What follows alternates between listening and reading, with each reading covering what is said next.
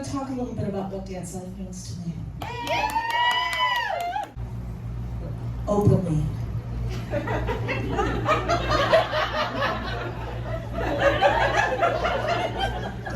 One of the things that makes dance life so special is that it's a place where people can bring their authentic selves. Dance life has seen many people leave bad relationships, start new chapters in their lives, and discover new aspects of their identity. And I think that happens because dance life is uniquely a place where you can just be. Today happens to be the final day of Asexual Awareness Week, and I am making the decision to bring my authentic self to my community and come out as asexual. I didn't even have to be told to clap. You're so much nicer than my mom. I'm just kidding, I wouldn't tell her this. And I know some of you are thinking, but Connie, you're such a hoe. And I hear you, I really do. But a lot of my poetry was the loud motorcycle I had bought because I felt insecure about my perfectly normal dick.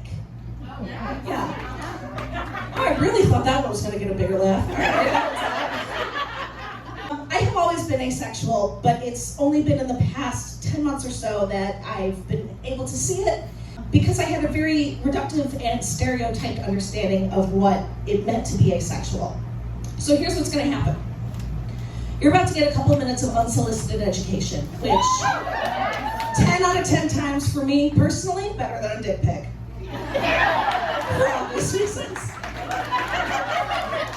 And then I'm gonna segue very naturally into some jokes. And then we're gonna move on with the show. I had assumed asexuals were people who had no libido, who hated sex, never had sex, judged other people for having sex, or had resigned themselves to being unable to get laid. And as a really, really, really cool and attractive person, that couldn't describe me.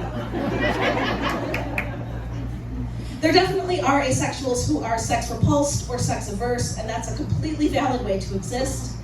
But like all things, asexuality is a spectrum, and a lot of people on that spectrum are sex favorable and do have sex. Sometimes, girl.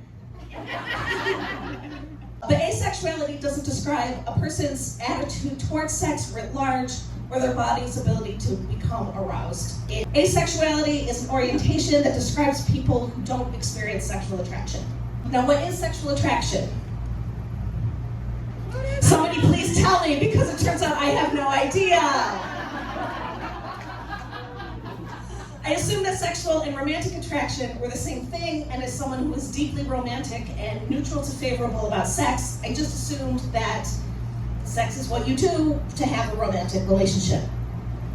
So romantic feelings must be the same as sexual feelings, and this is what we're taught. Implicitly and explicitly is supposed to be the correct relationship between love and sex. However, it turns out that straight white men made that rule, so we don't have to follow it. And then queer people came up with this thing called the split attraction model, which could be its own Connie talk in its own right. Did Connie talk read this TED talk? I wasn't sure if that one was good. Okay, awesome, keeping that one. It means that sexual and romantic attraction are not the same thing. They're two separate experiences, and sometimes they line up and sometimes they don't. And I personally don't have a sexy one.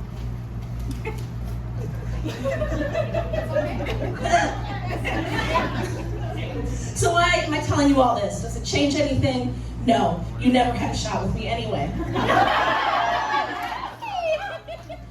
But I wanted to talk about it because if there's anyone in the audience who feels weird or wrong or broken because sex isn't that important to them, I want you to know that you are normal and whole and not a problem to be fixed.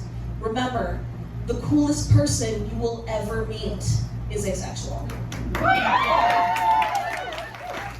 And like any good white person, I love to raise awareness.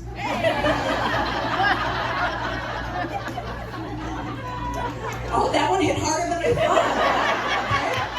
thought. Because asexuality isn't something we really see represented. And when we do, asexual is often being used as an insult, or we are the butts of jokes. I am not the butt of a joke. No. Hold your applause. I am the front butt of jokes. We've now segued into the jokes part.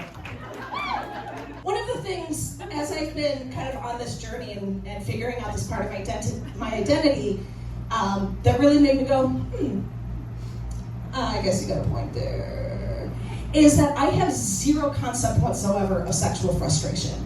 I do not know what that means. I hear it's like being hangry in your genitals. That sounds bad. And apparently, like, other people's genitals are the snack you need. I don't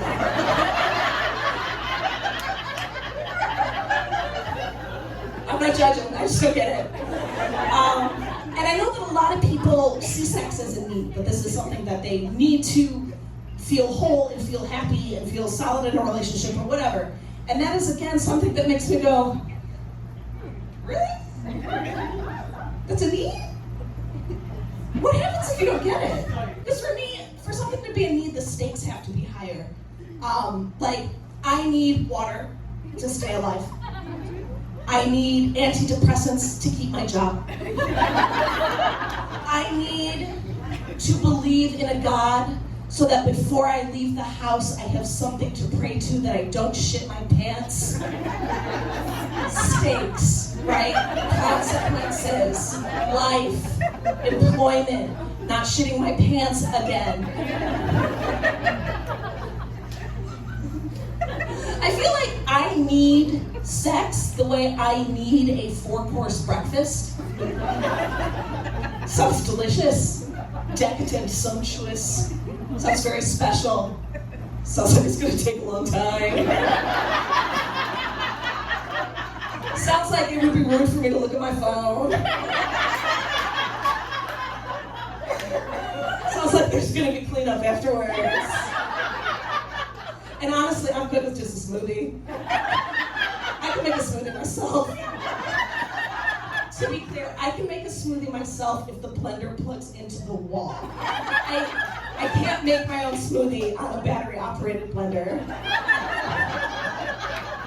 Because those aforementioned antidepressants be like, you remind me of tomorrow because you're never guaranteed to come.